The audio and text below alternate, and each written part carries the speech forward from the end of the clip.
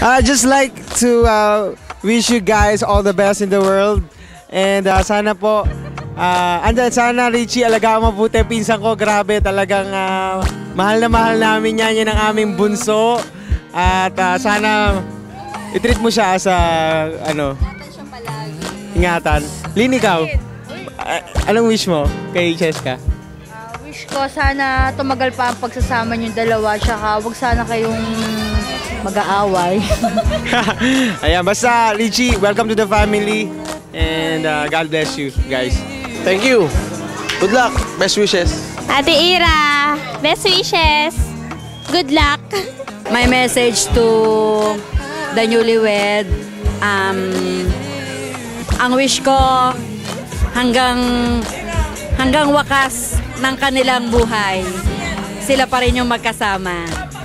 At I pray na lagi silang magbigayan para maging maganda ang kanilang pagsasama.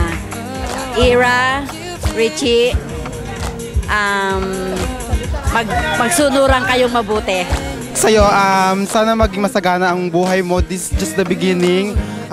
Magtuloy-tuloy kayo habang buhay. And good luck. Magkaroon kayo ng maraming anak. And magsunod-sunod yung blessings sa inyo. Huwag niyo kakalimutan na magdasal. At Shirley. Ganyan. Masasabi ko lang best wishes kay Cheska at kay Richie. Wala akong masabi sa kasal ng dalawang inaanak ko kasi talagang busog na busog ako. Busog na busog ako sa pagkain, napakasarap. Congratulations both of you, Ira and Richie. Sana magtagal pa yung relationship nyo. And sana more children to come. Yun lang. Congrats ulit. And God bless. Ate, huwag ka pasaway. Katulad na sinabi ko kanina, pati Kuya Richie, alaga mo ate ko, mahalin nyo isa't isa, yun lang, peace! Congrats mo, Wishing you the best and sana magsama kayo naman. Ligayang maligaya. Ano tayo? Istita iye. Dalhin na lang yun.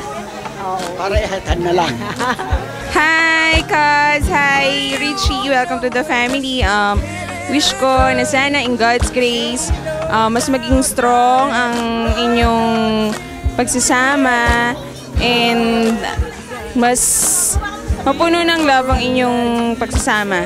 We love you so much! Congratulations sa newlywed. Tulog na yung inaanak mo, Ira. And thank you nga pala sa magandang celebration. More power, tsaka good health yon sa inyo. And good future. Hi, Ate Cheska and Kuya Richie. Best wishes. Love you both. Sana magtagal kayo. As in, for life na to. Hello, Archie. Cheska.